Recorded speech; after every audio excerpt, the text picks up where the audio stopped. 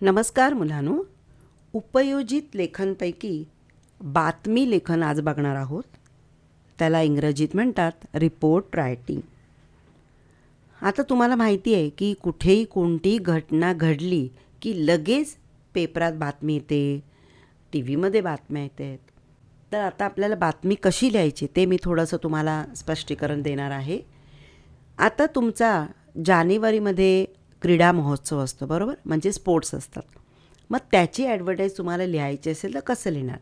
आता तुमचा sports day जर 10 जानेवारीला असेल तर तुमची जी तारीख येणार, कारण काय लिहायला असतं, पुन्हा पहिल्यांदा तारीख लिहायला लागते. कधी तुम्ही लिहिताय, तुमचं लिहिण्याची तारीख म्हणजे तुम्ही कधी लिहिताय. आता उदाहरणार्थ तुमचा 10 जानेवारीला क्रीडा महोत्सव झाला म्हणजे तुम्ही 11 लिहायचे, कारण ज्या तारखेला आपण ॲडव्हर्टाईज की ज्या तारखेला आपण क्रीडा महोत्सव करतो त्याचं दुसऱ्या दिवशीची तारीख येणार. कारण 10 तारखेला जर तुमचा स्पोर्ट्स डे झाला, कोण मीडियावाले आले तर ते दुसऱ्या दिवशी बातमी छापणार, बरोबर. म्हणजेच तुम्ही जेव्हा बातमी लेखन करणार तेव्हा तुम्ही तिथे 11 तारीख लिहायचे आणि नंतर 11 जानेवारी 2024. ठीक आहे. आता त्यानंतर सुरुवात काय करायची आहे की तुम्ही कुठून बोलताय, म्हणजे तुमची शाळेमध्ये क्रीडा महोत्सव झाला, मग तुमची शाळा कुठे आहे, पुण्यामध्ये म्हणा, मुंबईमध्ये आहे, अंधेरी आहे, गोरेगाव, कुठेही असेल ते लिहायचं.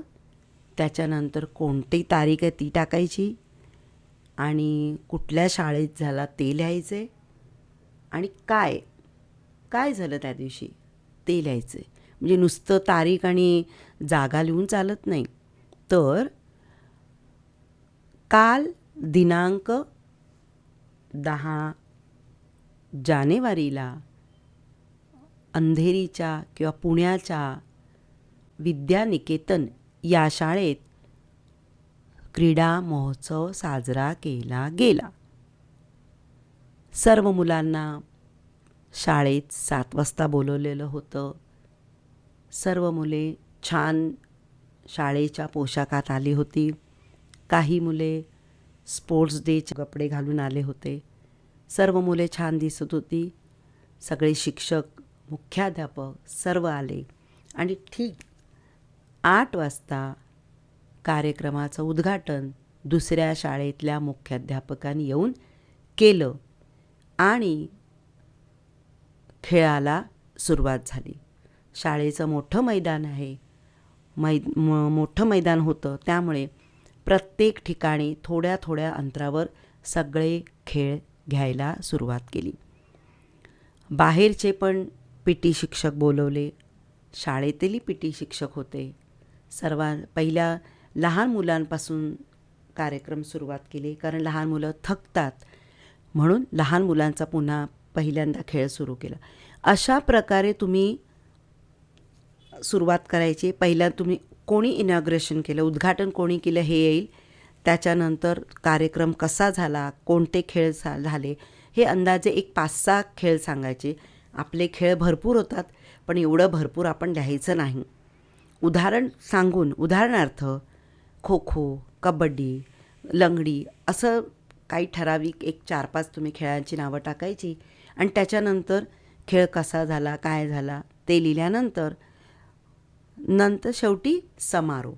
कार्यक्रम किती दिवस होता, कुणाच्या शाळेत 3 दिवस चालतो, कुणाच्या शाळेत एका दिवसातच होतो, मग तसं तुम्ही लिहायचं आहे.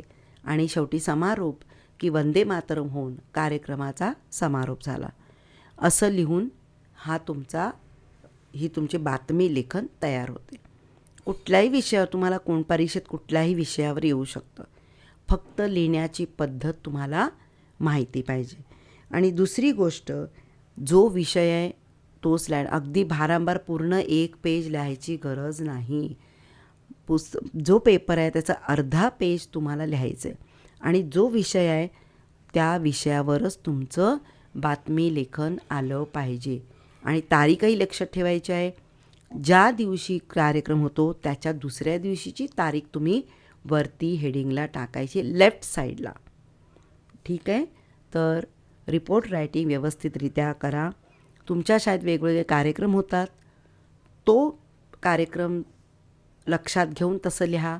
तुमच्या शाळेत 10वीच्या विद्यार्थ्यांचं गॅदरिंग होतं, 10वीच्या विद्यार्थ्यांचं निरोप समारंभ होतो, तो लिहा. शाळेमध्ये मराठी दिवस साजरा केला असतो, तो लिहा.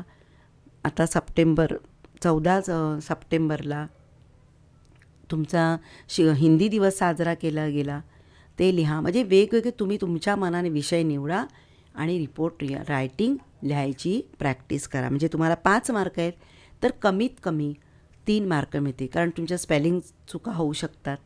शक्यतो चुका करू नका, पण कदाचित झाले तर तुम्हाला कमीत कमी 3-3.5 मार्क तर मिळायलाच हवे. पूर्ण मिळाले तर अतिउत्तम, पण अंदाजे मी आपलं सांगते तुम्हाला. आणि अक्षर सुवाच्य काढायचं आहे आणि व्यवस्थित विषयाला धरूनच बातमी लेखन करायचं आहे. आता ह्या बातमी लेखनाचा व्हिडिओ तुम्हाला आवडला असेल तर लाईक करा, शेअर करा, सबस्क्राईब करा आणि काही क्वेरीज असतील तर मला कमेंट करा. थँक्यू.